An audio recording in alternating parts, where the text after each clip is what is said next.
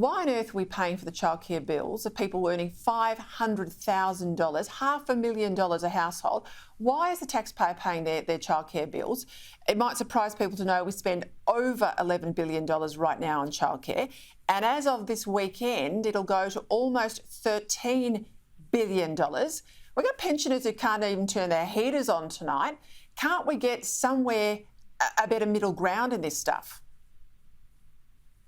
Well, certainly, can't we? And you're right, the Coalition has vacated the field on several key policy areas. Nicolle knows from being an MP, obviously ran for election, and I'm constantly told by our in-house team, who are the experts on this, we won't talk about childcare, we can't talk about health, we can't talk about education, we can't talk about environment.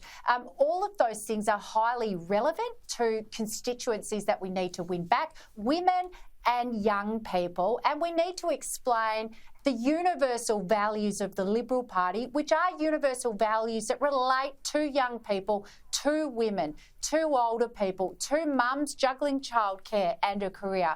They are values that relate to all of those cohorts, and we really need to do some serious work on the messaging of how we sell those values to those people, and that means not vacating the field, arguing our point on policies that are relevant to them in our language that they understand. I'll tell you, something like abortion, forget the idea of free abortion. How about free contraception? How about we deal with the problem before it is a problem, if that's where we're headed? But I bet you that, again, the Coalition won't put its head up above the parapet on that one. Let's go to Victoria Police. I read this today. I thought it was extraordinary, Nicolle. There's been a real growth in the number, 250%, in the number of police officers identifying as gender neutral. Now, one of the arguments put to the journalists in this report is there's a higher taxpayer-funded clothing allowance for female employees or gender-neutral employees, anyone who says they're non-binary in the police force. That's more cash in their pocket. Are you surprised? Not really, Peter. And honestly, this looks like woke gone wild to me, in another way that taxpayers are paying for this sort of policy. What proof are these people having to provide? I bet it's none.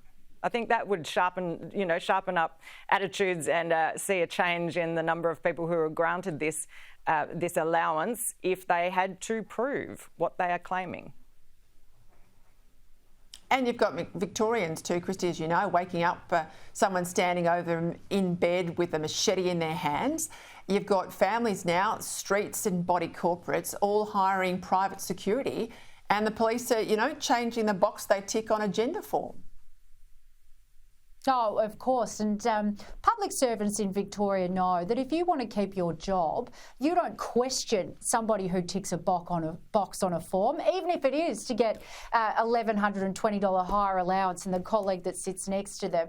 You can't question any of these identity issues that are almost blanket no-go zones in workplaces, particularly in the Victorian public service and in corporate Australia as well.